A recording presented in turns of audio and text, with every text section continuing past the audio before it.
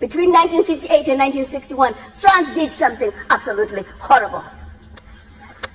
France made the Francophone African countries, and I don't even want to use that terminology, but I only use it for the purposes of conversation. The 14 countries which were formally, but still colonized by the French, they were forced to sign a document that they called the Pact for the Continuation of Colonization. You heard me. The Pact for the Continuation of Colonization. If you want your independence, you must sign this. Guinea, Secretary said absolutely not.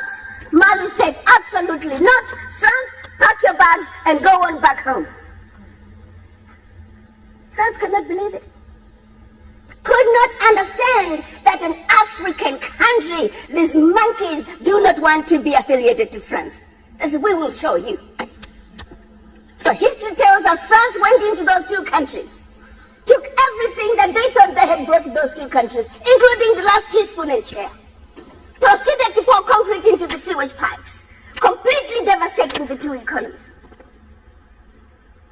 The then newly appointed president of Ghana, Kwame Nkrumah, in his efforts to rescue these two economies, created the first ever union of any African states, Ghana, Guinea, and Mali.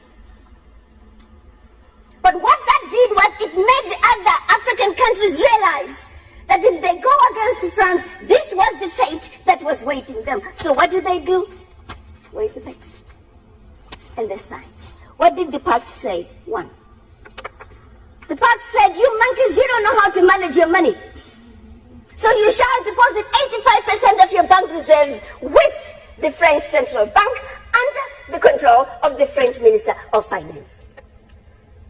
And that France is going to take your deposits from the individual countries, pool them together, invest them in the French stock market under the French name. And you, monkeys, you may not know the returns. Latest figures are showing this is still going on since 1958. France today is collecting out of Africa over $500 billion before investing. And when they finish investing this money, for every 14 billion out of Africa, they're recognizing over 300 billion. Now do the math. So when it's actually said and done, France is taking out of Africa trillions of dollars every year, and we, the poor Africans, are gladly giving it to France. And the same France has the audacity to look at us and call us poor people. 1958. They went further with the Pact. You say, we will also print your own money. We will print your money for you. They instituted what they were calling the CFA, special currency for the African countries, and that only France can print that money for you.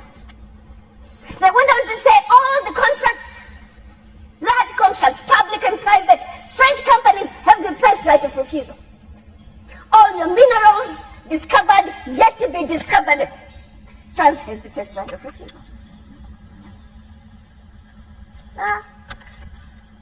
My brothers and sisters, if one of you was to wake up one morning and you're president of one of those countries, and your chief of staff walks in first day and starts reading you out the do's and don'ts as stipulated by the Pact for the Continuation of Colonization, what power do you have? None. And the same countries that are stealing from Africa, they have the audacity to look at Africa and say, Africans, what's wrong with you? Why can't you all take care of yourselves? Well, let's start by living on $500 billion on the continent. But what they do instead, they want to throw you with a smoke screen. Your African leaders are corrupt.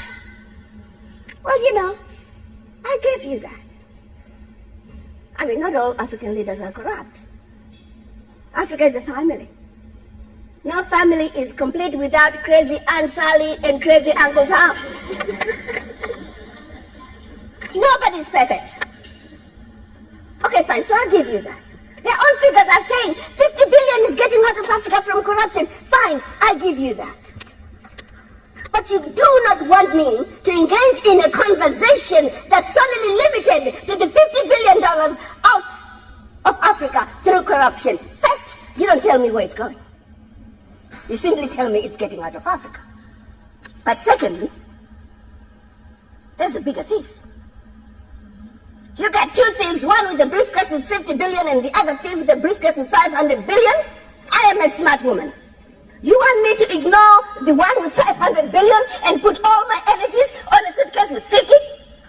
And by the time the one with 500 billion is done investing, we are talking trillions. Now, do you see how quickly the funds out of Africa from corruption become the larger chunk under the table? And they want you to stay under the table. So you never have to talk about what is on the table. We must wake up, Africans. We must think about our situations. How did we get here? Are we willing to let France continue to loot from us for how long?